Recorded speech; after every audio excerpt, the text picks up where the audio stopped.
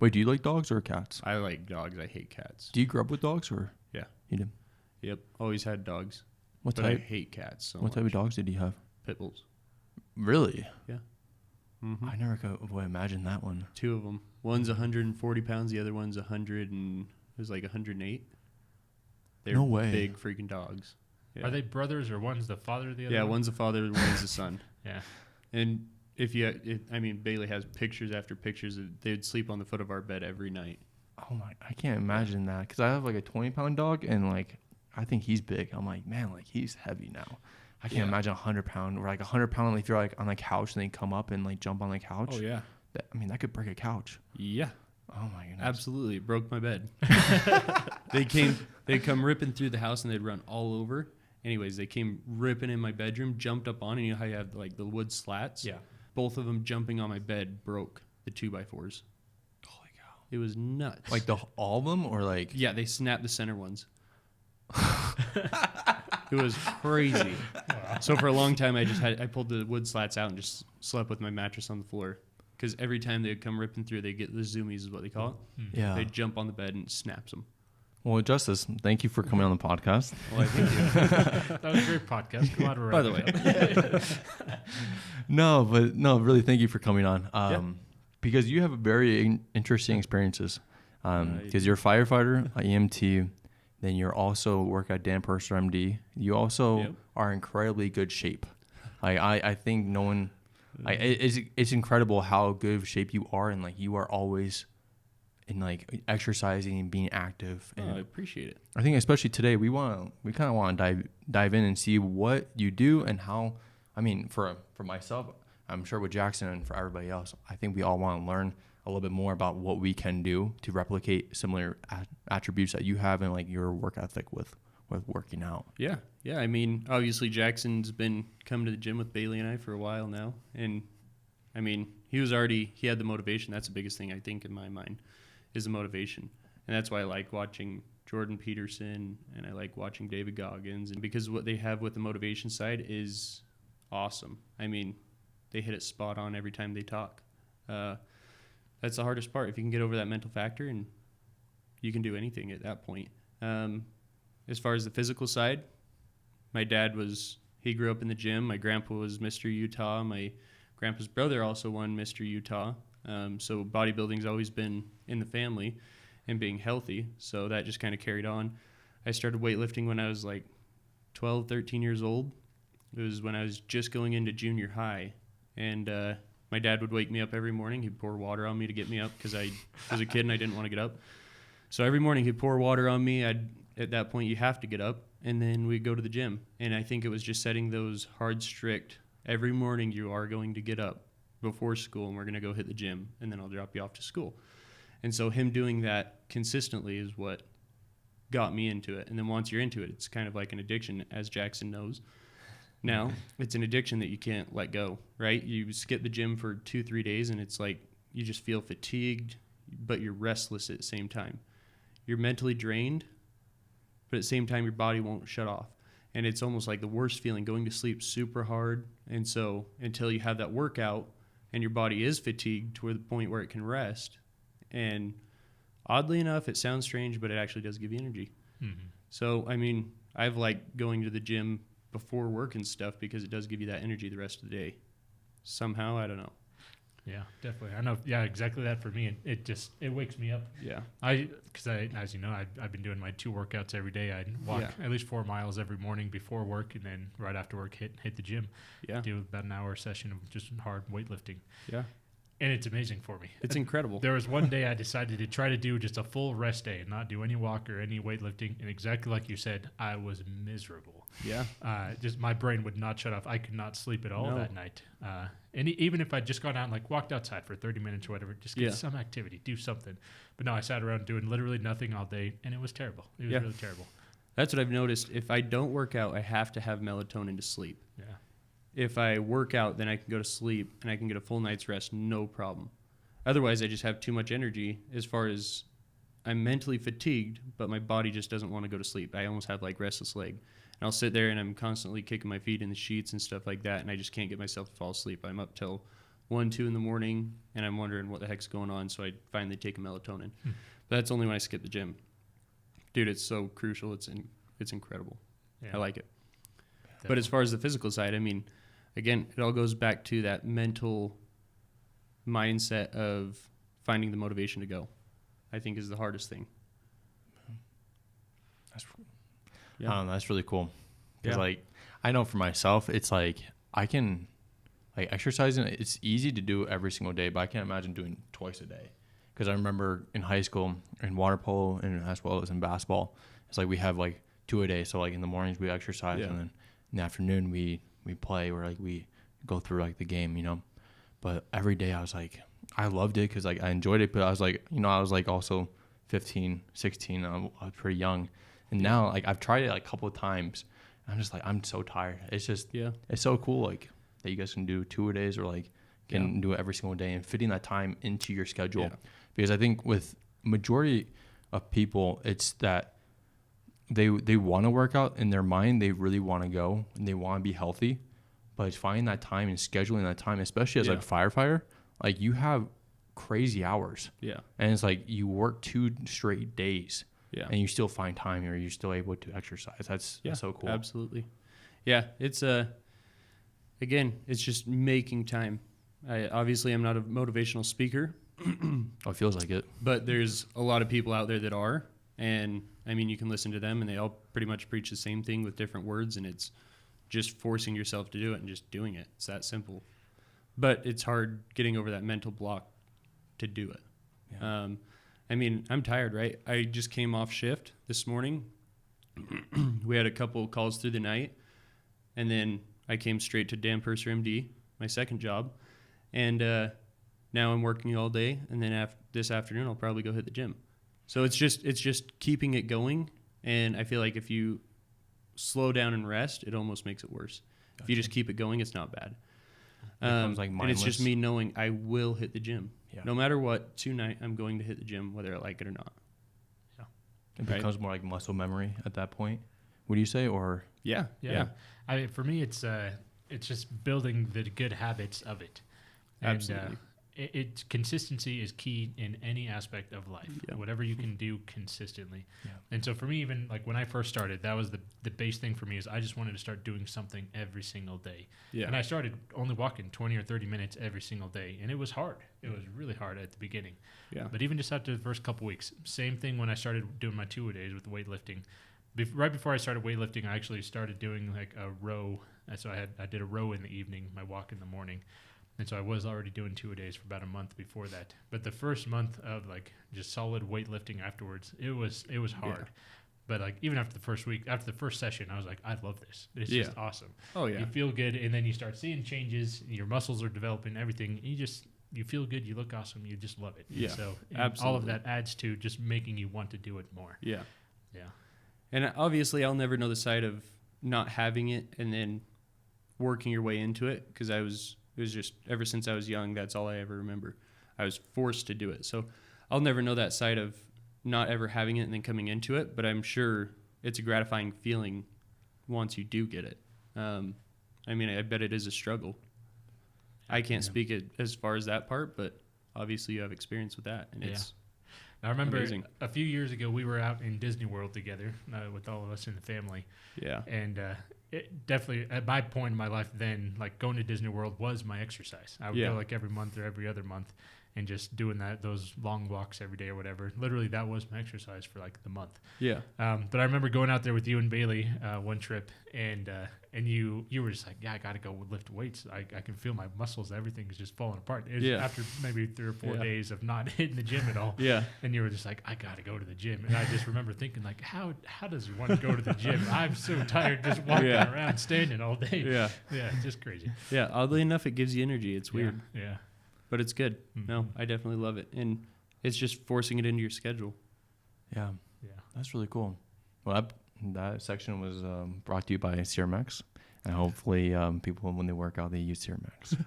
I know. Actually, I want to get into a little bit more about your firefighting, because I think firefighters, those are like the most slept on people. Because like you hear about police officers, you hear about people like in the ambulance, you hear people in the hospital, but like firefighters, that's like in my mind, I'm like, that is so much risk every single day, or like every time you're on shift, and like what you can do like mentally just to like overcome that. Because we've talked in the past about like your first times or like your first like couple of days on the shit like working, how you got over that. Like, because I said, I think I'll be just freaking out every single day. Yeah, I wouldn't know what to do.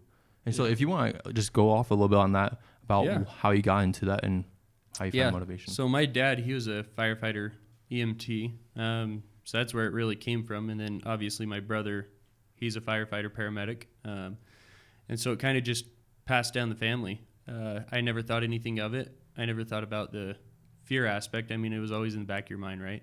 But I never really thought about it. But I do remember initially when I would go on calls, every time those tones went off, it was that initial fear of, oh man, I've got to be there for somebody in their worst time. Am I good enough? And obviously I was in training and I was a new guy, so it's going to take a lot of time and experience, and I still don't feel like I'm up to par quite yet to what some of the guys are. But yeah, it took me probably 2.5, 3 years before I felt comfortable of going on calls without having that fear in the back of my mind of, oh crap, what am I going on? Now I can comfortably go on calls. So I think, I don't know how or why getting over that mental block, or that being scared. I don't know why it happens or how it happens, but somehow it just dissipates. And I'm sure it's probably just the repetitions, but yeah, it was definitely interesting. It was hard to overcome for sure. Just to clarify, how long have you been working as a firefighter? So I was at a prior department for about 2 years, and then the current department I was with, I've been there about just under 4 years. So we're right around 6 years. Wow. Yeah. It's gone by quick. Yeah, it has. Realize, yeah. 6 years. That, honestly, that's so cool. Yeah. Yeah, it's super neat. Is it usually about 20 years firefighters do, or? Yeah, so in the state of Utah, it's now gone to 25 years. In other states, depends what state you're in. It'll change the retirement to 20 years and whatnot. But the reason they had that 20 years is because it was so taxing, obviously waking up during the nights and stuff and going on calls and having those high stress levels and whatnot. It takes a toll on your body, so that's why they always gave the firefighters the 20 years and you're out. Obviously, some people go longer. My captain, he's been doing it for about 30 years, and so he's taken a little bit further. But, yeah, that's the average is about 20, 25 years. Interesting. Yeah. And I know there are, like, routine physical examinations or other things you have to do and, like, certify yearly, right? Yeah. We have our yearly PT test, which is actually coming up the 31st. So my next shift, I'll be doing it. Yeah. But it's a pretty extensive PT test. Essentially, if you can't do it, you get one more chance to complete the test, and then you're essentially, we haven't had anybody fired, but you are essentially fired at that point if you don't pass. Wow. We've had a couple guys that have struggled, but they always usually can make it through it. Usually it's with our new people. That's where we find their strengths and their weaknesses and whatnot, and that's how it helps us to decide whether we're going to hire them or not, is based off that physical performance that they do. What exactly goes into that testing? So every department's a little bit different. Ours, it's typically a modified combat challenge. It started out with a typical combat challenge, and then some people modify it. Our department decided to modify it. I know neighboring departments, they still run the traditional combat challenge, but and what goes into a combat challenge? Yeah, so the typical combat challenge that you would traditionally run if it's not modified, that would be you have to climb up 3 stories of stairs with a 50-pound hose bundle on your shoulder in full turnouts. You have to run up the stairs. You set that hose bundle down, and then you lean over the edge, and connected to a rope is another hose bundle. It weighs about 47 pounds, I believe. And you have to pull that one up hand over hand all the way up the 3 stories that you just climbed, pull it up and over, and then you go back down the tower hitting every step. Once you make it down there, they have what's called a Kaiser sled, and it's about an 80-pound brick. And with a sledgehammer, you have to hit it between your legs a certain distance. Once you finish that, you kind of weave through this cone course, and then there's an 1 3/4 hose lying there that's charged with water, full of water. Gets pretty heavy. I think they say it weighs about 200 pounds. So you throw that over your shoulder, and you have to sprint about 20 yards and then spray a target. Once you spray that target, you go to a dummy drag. The dummy typically weighs 180 to 200 pounds, depending on what size dummy they have that day, plus the friction, and you have to walk that backwards about 30, 40 yards. So that's your typical test. And obviously, there's time requirements that you have to meet for that, or else, like you said, or like I said earlier, you can get fired for not being up to par. So because each of these simulate common tasks or things that you have to come across on scene or whatever. Yeah, absolutely, absolutely. Like the Kaiser sled, that's obviously going to simulate if you're cutting a hole in a roof with an axe, right? Those sort of things. The dummy drag, if you're dragging somebody out of a house. The charged hose line, that's just like if you're pulling a hose line through a house type deal. And then spraying your target, and then obviously stairs. As we all know, firefighters have to use the stairs because the elevators aren't going to operate during a fire. So it just gets us ready for all the typical challenges we'd see. Yeah, it's pretty interesting. Yeah. I was lucky enough to come and see the world championships. Oh yeah, the firefighter combat challenge, and it's something else. I mean, it's crazy what these guys are putting themselves through, and men and women that are doing these challenges too. It's amazing. Absolutely, that's something I'd love to try someday. Yeah, it's a challenge, but it's definitely. I mean, it goes to show the guys that train for it year round. It goes to show how much time and effort they put in to get where they are. I mean, seeing some of those guys from Ukraine, you were there. Mm-hmm. Those guys were so incredibly fast. Yeah. It was just mind-boggling. Yeah. No, it's crazy. Yeah. Wow. Honestly, that's just so crazy just to think about like what firefighters do, like especially like on a daily basis, and like having to be ready every single minute that you're there. And what does like your normal day look like on shift? Typically, day one versus day two, because we do 48-hour shifts, they're going to look a little bit different from each other. But typically, you get to the station, we'll say day one, you have to do your ambulance check or your apparatus check, whether you're on the engine, the ladder, or the ambulance, depending on what you're riding on. You have to check off that rig, make sure everything's there, and then you have to submit a check essentially saying that you're signing off that all the equipment's there. At that point, you then go get ready. Usually, captain brings everybody together, tells them what's going on for the day, whether we have specific trainings, whether we have PRs, something like that. Then we go to the gym from there because it's required every day we have to hit the gym, obviously because it's physically demanding. So we'll go hit the gym. Then we'll come back to the fire station. Typically, we have some sort of medical training for the day. And if we have medical training on day one, typically day two will be a fire training day. And vice versa. Those kind of rotate depending on what the captain wants for the day. Then we shower up, get ready, typically eat, and then the rest of the day is just getting tasks done, whether we have to run our ambulance down for maintenance checks, down at the shops, stuff like that, oil changes. We'll do that. If we have to take care of equipment that we have that needs refurbished or whatever, we'll do that. It's just kind of whatever department tasks that we have to take care of. And then in between all of that, we're typically running calls. So we usually run like 9 calls a day. So it can be, sometimes it makes for long days. Yesterday was one of those long days where it just seemed to drag on. And in between, it's pretty nice because we get kind of our own free time if we get everything caught up. So it gives us motivation to get it done. So that's typically what our day would look like. And then day two, it's essentially the same thing, but obviously some things can change, like our fire training versus medical. Yeah. Wow. Yeah. I know one thing specifically, just because I've trained with you now for a couple months, is your training on leg day. You only do it on your second day on shift, is that right? Yeah, it's true. Yeah. When I first started the fire department, I was with my partner. We worked out legs on day one, and I found out that was a bad idea in a hurry because day two, you're super sore, and it's easy to cramp up. So we actually trained the legs day one, and then day two, we got a fire. Luckily, it was just a little brush fire in somebody's backyard, but it was threatening the house at the time. anyways, I was pulling hose line. I was working really hard, and my legs started cramping up. So at that point, once we got that fire put out and taken care of, it was really bad. I was getting pretty scared at that point. I actually made a hard and fast rule for myself that leg day will always be day number 2 for me. And so on day 2 of every shift, I'll work out legs.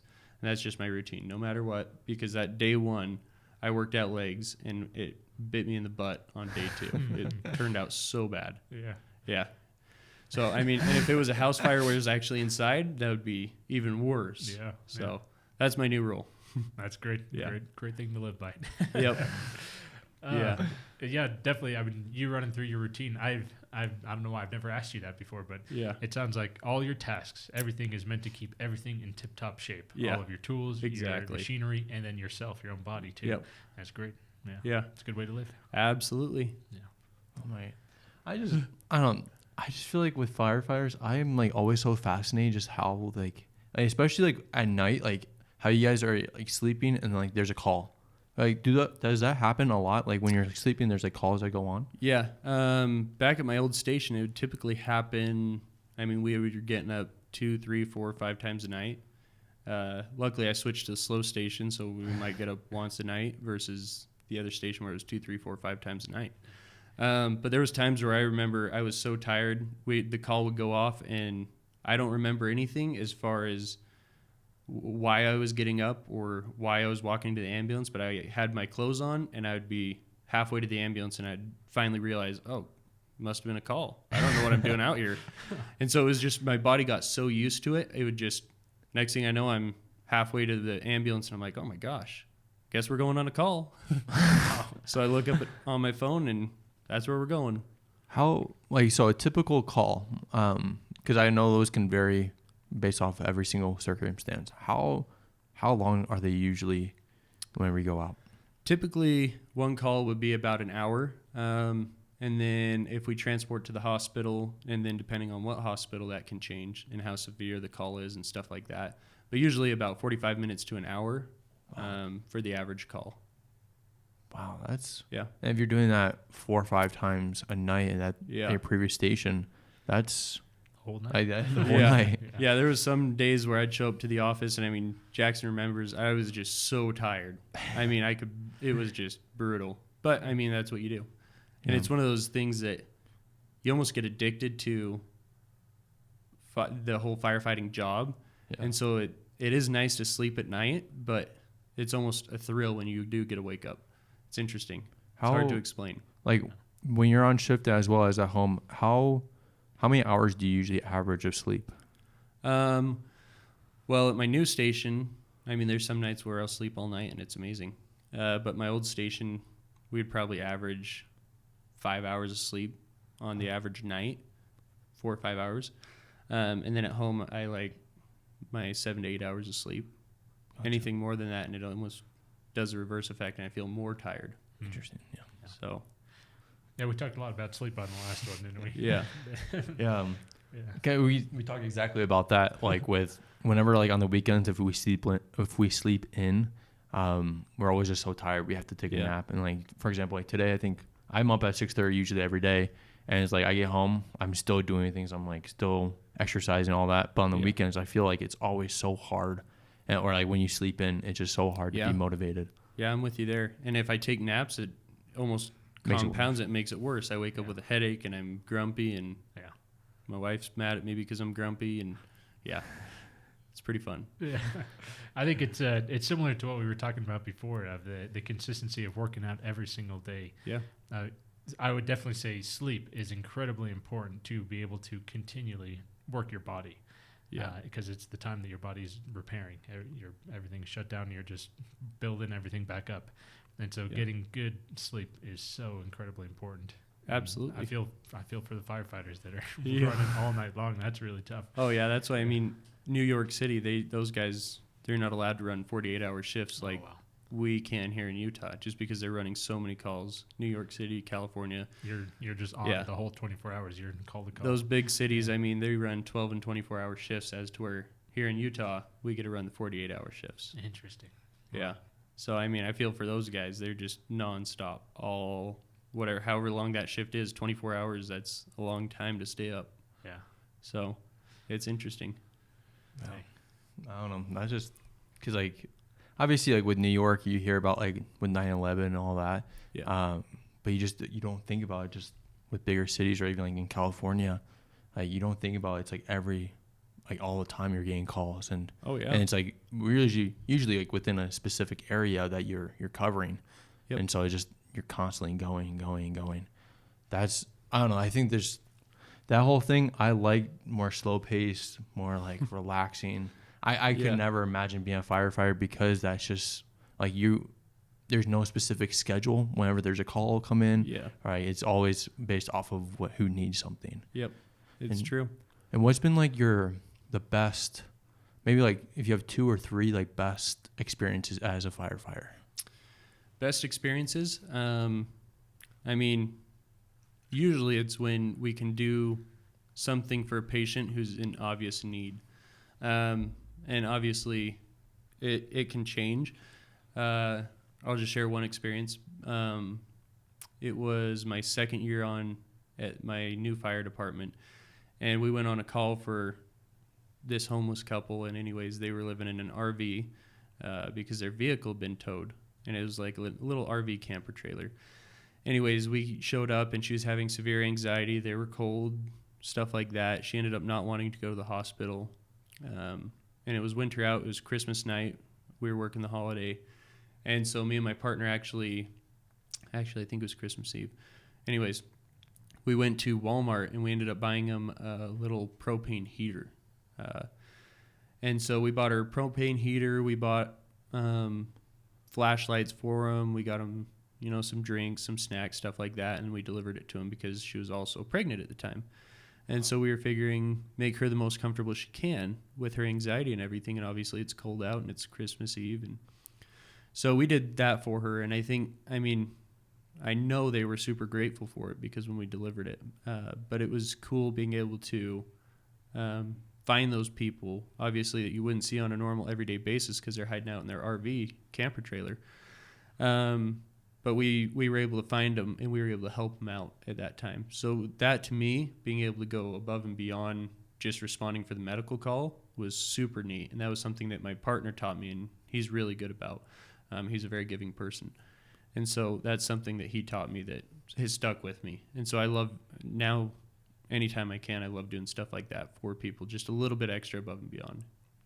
It just makes their day. I mean, obviously they called us because they're already having the worst time of their life. And so being able to help them a little bit more it's awesome. Wow. Yeah. That's cool. That's really cool. Yeah. So stuff like that. I mean, those are my good things that I really enjoy in the job. Wow. Yeah. And this might be like another stupid question I have, but like how, when you, like you mentioned, whenever someone calls, it's usually like the worst or like the most crucial time in their lives or during that day. Yeah. How do firefighters, especially because you're always positive and happy, it seems like, how do you remain calm during those situations? Obviously it's experience. But the biggest thing is just talking to somebody. I've noticed a lot of people, obviously they can be in pain and they can be distressed and everything. But you can control a lot of the situation just in how you talk to somebody. So if you're happy, you're positive, and you're super calm, that's going to calm the entire situation down. Obviously, if it's a serious, distraught call, you got to move quick and stuff, and you'll kind of change it. But for the majority of the calls that we go on, you can completely change the tempo of how that's going to go just based off of how you're presenting yourself. And I think that was another good thing I learned from my partners. He always presented himself super happy, super positive, and reassuring to the patient. And it always kept him super calm. And so I've kind of adopted that, and I try to portray that onto the patient as well. Because if they see I'm distressed, then it's going to make all their problems worse. Isn't that such an interesting concept of, there's the idea of you fake it till you make it. Yeah. Of just putting on a good face, being happy, and being calm. But you do that so much. Again, consistency, you build the habit, and you just are that way. Yeah. It's very cool. Yeah, it's interesting. Yeah. That's one thing I try to do every time I come in, whether it be the office or the fire station, you just be as happy as possible. Yeah. and you can see everybody else kind of change around you. It's pretty cool. Definitely. And again, another thing I learned from my partner. He's been awesome, and he's been able to show me that, and it's super cool. Yeah. How long have you? So, as a firefighter, do you change partners quite a bit, or do you keep for a long time? So it depends on if you're changing fire stations, if you're changing departments, stuff like that. Luckily, I've been fortunate enough to keep my same partner at the fire station. We're going on like 3.5 years now. As soon as I switched over to this new fire station, he's been my partner ever since. Wow. So I've been super fortunate to be able to have that bond and stay as close as we are. Man, I imagine besides your wife, Bailey, he's probably the person that you're closest with and obviously relies so much on. I think until I met you, I never knew firefighters had like partners. I always thought it was just like individuals or like a team going out. I never knew you guys actually had partners. That's really cool. Yeah. There's a 2 in, 2 out rule. So obviously, wherever he goes, I have to go, right? Yeah. It's vice versa. If one of us is leaving the fire, both of us have to leave the fire. If one of us is going in, we both go in. Same thing with medicals and pretty much everything we do. It's a 2 in, 2 out rule. Wow. So it's pretty interesting. Yeah, definitely. Kind of going back to keeping calm and upbeat on calls and everything. Yeah. It's fun because, I mean, I've known you for many years now, so I've had a couple fun experiences with you. And even recently, we were out having dinner, celebrating my birthday, and the guy at a table behind us was choking. Yeah. And he was choking for probably like a whole minute, just trying to cough, get something up. Someone else was attempting to do like a Heimlich maneuver on him. Yeah. It still wasn't getting up, and then finally, just as I told you, like, hey, you want to check him out? And you instantly jumped up and you were able to help him. But it was so funny. My mom was so confused because you told him, put your hands up. And she was like, what does putting your hands up do? Does that make you stop choking? And you're like, no, it just gets the hands out of the way. Yeah. Gets them out of my way. Yeah, it's true. Yeah. Everybody was asking me, oh, is that a cool new trick? Nope, that just gets them out of my way. Nah, it's so awesome to just watch you save that guy right then and there in that moment. And then even his mom and the other family members that were there, they were just like, thank you so much. Yep. It was kind of an intense moment. I mean, the guy was choking. He was probably very close to passing out. And you were able to jump over there and just it's pretty cool and happy and get it done, no problem. Yeah, it's pretty neat. I mean, obviously, it's one of those things you got to learn to develop. But I'm glad I chose a job I did. At least, even if I didn't do it the rest of my life, even just for a short period to learn the lessons I have, I love it. Yeah, I mean, I couldn't really learn it anywhere else. Oh, I mean, speaking of like lessons, because I don't know if a lot of people know, but Justice is probably one of the smartest guys you ever meet. Because like he's a firefighter, also MT. He works at Dan Purser MD. He's working with Dan very closely, learning everything there. Plus, he's doing, what is your new schooling or your new course? Oh, I'm going for my flight paramedic now. Who does that? Justice. Yeah, I know. I'm like, holy cow! Like that. Like when he said that the other couple months ago, I'm like, what did you just say? Like, who does those type of things? That's just. I think that's so incredible. Like you're doing all these different things. You're advancing. You're learning just different lessons, like you said. Yeah, and that's one thing. Well, I know we're going to get more into our Dan Purser MD side of things, but it was one day just earlier this year I asked you, do you want to become a nutritionist? And you jumped on, took the course, and I think you're just about done becoming a certified nutritionist for us, too. It's awesome. Yeah, it's pretty interesting. I just got bored and stagnant. I noticed at the fire station it was just the same thing. I wasn't necessarily... You can only study so much by yourself and learn so much as far as being pertinent to the job. And so the opportunity arises where I could take this flight paramedic course, and I was like, well, I feel pretty stagnant, so I need to change something, obviously. And so that's what I did. I'm taking the course, and man, is it kicking my butt. So it is so hard. Not to dive too deep into that, but what exactly is that? Like, what does that entail, or like what would you have to do? The flight paramedic, it changes a lot. It's a lot of the same stuff I learned as a paramedic, but then more so. It's teaching you a lot of the in-hospital side now, which as an EMS first responder, I don't really learn the in-hospital stuff. So now it's learning all your blood value or your blood labs, your lab values, all that. And essentially, it's almost like I'm relearning everything because a lot of stuff I've never heard about. Yeah, being that I'm in the EMS side. Yeah, one step deeper into the medical side. Exactly. One of the really fascinating things you were sharing with me the other day is even just having to change the pressures and things based on the literal altitude and the air pressure changes of being up in an aircraft versus treating someone on the ground. Yeah. I never would have thought of that. But that's things I never thought about either. Yeah. But it definitely makes sense. I mean, if somebody has a brain bleed or something, it's obviously changing the altitude and the pressure. And obviously, if you're running vents and all that stuff comes into play. And so it's a lot of, like I said, it's just pretty much you're relearning all the stuff you already learned about, just more in depth. Yeah. Here's a pro tip. If you're flying, go with Justice. Honestly, like, just make sure you got someone, either Justice or Bailey. Go with either one of them just in case if anything ever happens. Kind of a funny story, not flying, but I was out riding ATVs a few weekends back. And me and Justice, we actually go out riding as often as we can together. He loves riding dirt bikes, and I'm on my ATV. And this time, though, I was just cruising down a trail, going along pretty quickly, and I come right around the corner, and I look down, and there's a body laying right there in the middle of the trail. And I'm just like, oh my gosh, where is Justice? Why is it here? I don't know what to do here. Luckily, we ran over, and it was just a kid. He was a 14-year-old kid. Yeah. Literally just like almost passed out, laying there in the sun in the middle of the trail. And I looked down the kind of a cliff down to the side of us, and his bike is down, stuck in some trees. And we're like, oh, dude, what happened to you? Are you okay? And he was responsive, and we were able to talk with him. Man, I wished you were there with us because I had no idea what to do. Yeah, it's always tricky. It's hard to know on those because obviously nobody knows what happened, especially if he's just by himself. But yeah, it's always nice to be prepared and have some knowledge. Yeah. I need to have you train me up more. I gotta learn. I'm getting stagnant where I'm at. I need to take some certifications. Yeah. Oh, man. Oh my gosh. Well, let's transition to Dan Purser, MD. Yeah. Real quick before we get into that, I know we'd mentioned Serum X before. Yeah. I know for me, I love Serum X. Yeah, you're wearing the merch right now. Uh-huh. You were part of a lot of our early trials and everything too with the early prototypes of Serum X, and you've always enjoyed the product quite a lot. Yeah. Can you tell us a little bit about your experience using Serum X? Yeah, so I mainly used it for my back. Obviously, playing football growing up, I somehow, not sure how, it was in the middle of a football game, jacked up my back. I got tackled and it hurt my lower back. So every now and again, if I work out really hard or it's just random things, I move weird, it kind of aggravates it. And I can feel it tighten up and kind of swell in my lower back. And so I've actually used Serum X to help alleviate that pain as well as the swelling. And it's pretty interesting when you use it. I mean, you apply it and it's like you can see, or you can feel, not see, because obviously you can't see it.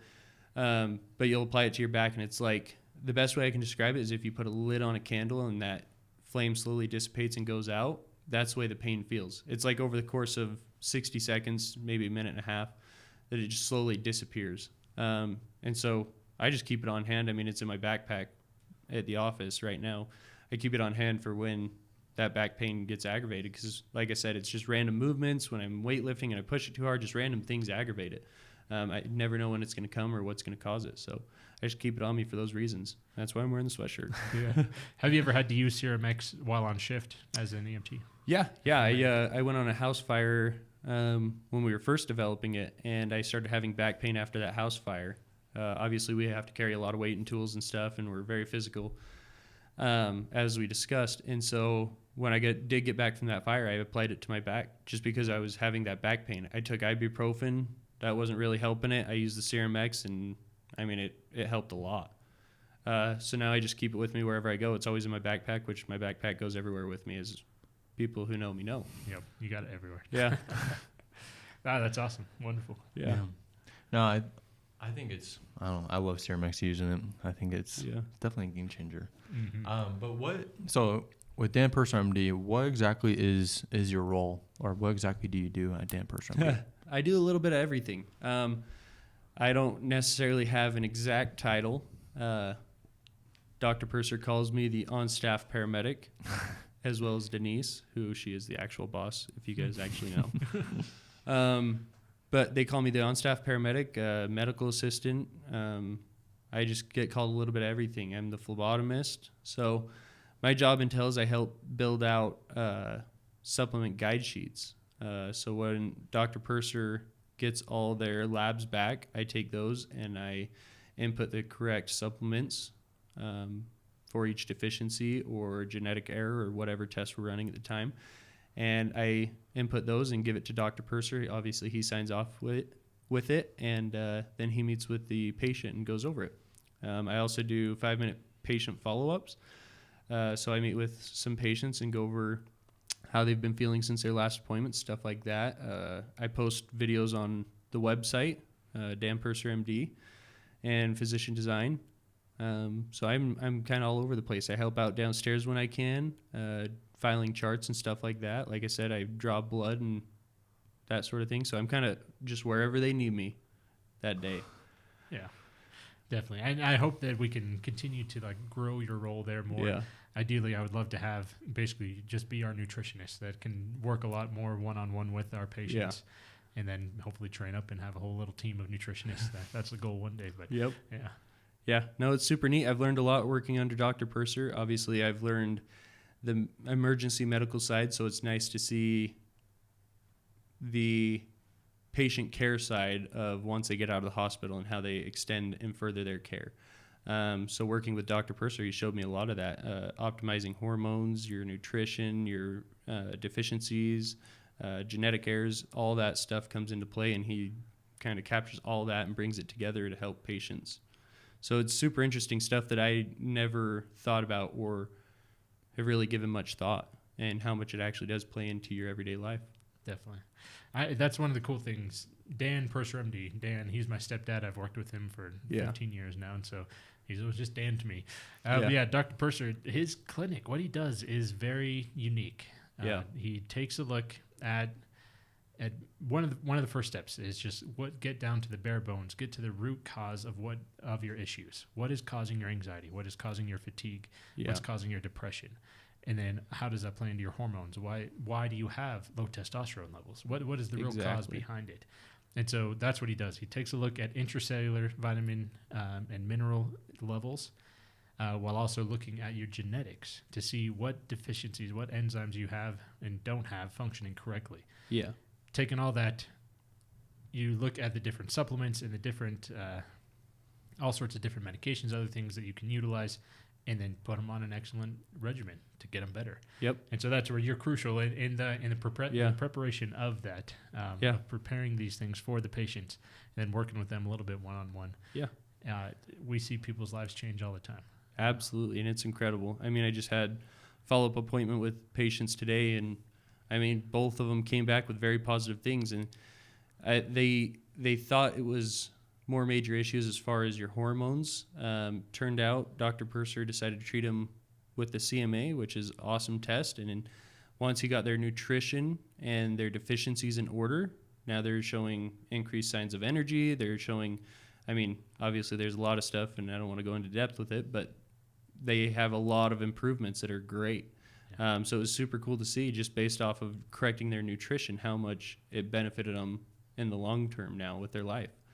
And I mean, most doctors I don't think would take it down to that base level of let's fix the nutrition. If the nutrition doesn't fix it, let's go further from there. So it was cool to see them get better just based off of that. Yeah, super interesting. That definitely. I mean, I will always tell my own story because I'm a great example of what we have to offer. Yeah. Where I struggled most of my life. I didn't take a lot of the things that we had seriously. Of just looking at your vitamins and being consistent, again, consistency, taking those vitamins to really heal those intracellular deficiencies. Yeah. Once I started taking things seriously over the last couple of years, my life has absolutely changed. Absolutely. And then as I keep digging in one layer deeper and just fight harder and harder every day to make it better, it's amazing. It's really amazing. Absolutely. Yeah. Now is when we flash the before and after photos of Jackson. Yeah. Just kidding. No, it definitely, I mean, like you said, you're a great example of it because, I mean, we have literally from the beginning to the end with you being Dr. Purser's stepson of everything you've done to correct it and how far you've come. It's pretty cool to see. Yeah. Just getting started too. That's the fun part. Yeah. Got to catch up to you. Yep. I didn't start when I was 12, so. Well, so this is going back a little bit to your working out. What are like the best like supplements you've used or like to at least gain muscle? What's been like the best way for you to gain muscle? Well, for me, I struggle really hard to gain weight. I mean, I can lose 5-10 pounds overnight if I don't eat. And it takes me forever to gain that weight back on. So for me, it was just, I've always been on the very lean side. But it's just, again, that consistency. As far as supplements, I just use Bucked Up. They're here local in Utah. They've got great, clean products. I love it. It's super easy for me.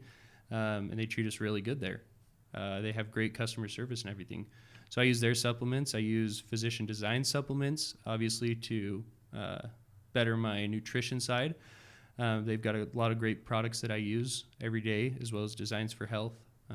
There's a whole bunch that obviously I could go in depth about, but those are the main ones that I use, those 3 companies that I personally love, and they obviously shown to work for me.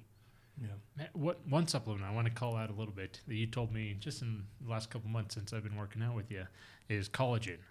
Oh yeah. And Designs for Health has is Arthroben. Yep, Arthroben. It's game changer as well. Yeah. Just for the recovery side, after Absolutely. hard workouts, taking collagen. Yeah. What exactly is collagen? It's collagen peptides. They are basically the building blocks that make up all the fibers and just everything that holds your muscles and holds your body together. I guess it's kind of your skin, everything.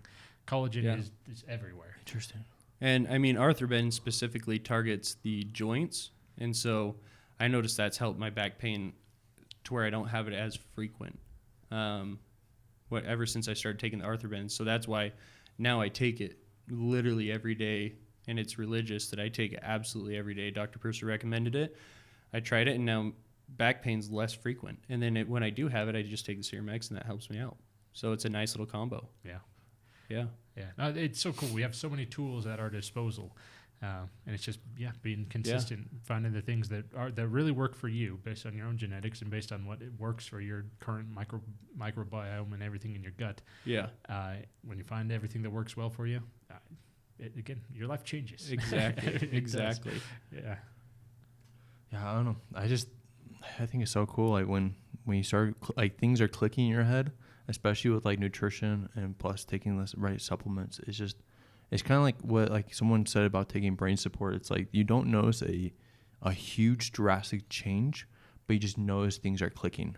And it's like it's not gonna be like one day, especially with like taking like supplements or even your nutrition. It can take a couple of days, a couple of weeks, and sometimes you have to be consistent with it. And as you're consistent with it, your body transforms right in front of you without you actually feeling that crazy difference. It's like, for example, I like to drink a lot of energy drinks, and like I have a bad habit of doing that. But like there's times like when I take when I do take brain support of the times that my brain is actually working, I take it. I'm like, oh wow, like it's all day long.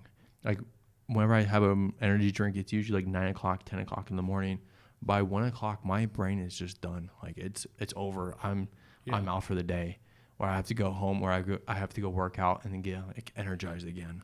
But it's crazy, just like again, if you have right nutrition plus the right supplements that are taken every single day, you can feel your best every single day. It's honestly remarkable when you can do those things. And even like with people when they're gaining weight or trying to gain muscle, it's like I know like back in the day, back in like 60s, 70s, it's just like eat a lot.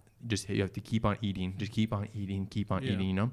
But there's other ways to help your body gain muscle rather than just having to eat 6,000 calories a day or eat so much during a day, you know? Yeah, absolutely. Absolutely. I agree with that. Yeah. I just want to mention Brain Support too. Brain Support's a phenomenal product from Physician Design that Dan and our formulating partner came up with. It's such a simple product. It's literally 2 ingredients of PQQ and CoQ10. And what's interesting, we saw a lot of those energy drinks have CoQ10 in it. People know all the benefits of CoQ10, but again, the right versions of things is what your body needs to have very specific results. And that's what Brain Sport's all about. The right version of PQQ and CoQ10 designed for long-term sustained release over time. That's why when you take it, you feel it all day long. Oh, yeah. You have the results all day long. It's not just the hit for that hour or two. Brain Sport's amazing. Because I'm not going to lie, like energy drinks, they become addicting. Like so addicting. The caffeine in there. Yeah. And it's like if you have like a Coke or if you have like any soda after it, that's even more caffeine in your body. So like if you have like a standard energy drink, which ranges from like 140 milligrams to about 260 milligrams of caffeine. That is way too much in your body. Plus, if you keep on drinking soda later in the day or throughout your day, that's just compounding on it. It's probably between 300 to 350 milligrams that you have in your day. And no wonder why people are not sleeping. No wonder why people are having fatigue, depression, anxiety. It's because, like what you said, the other podcast, it's when you have fatigue, that usually leads into depression, anxiety, because your brain is working too much. It needs to relax. So taking brain support, that's honestly, it's a game changer, like you said, because it helps you actually focus and in the right ways and not just that peak and then the crash. Yeah, absolutely. Yeah. Well, I think, Justice, thank you so much for being on the podcast today. Absolutely. I feel like I have a little bit better insight of who Justice is, and as well as a firefighter, what is entailed to be one. Yeah. I think it's just honestly truly amazing, like what you put your body through and how you're helping everybody. Yeah. Well, I appreciate it. Yeah. Thank you guys. Yeah. We'll have you on again soon, hopefully. Yeah. Perfect. Awesome. I love it.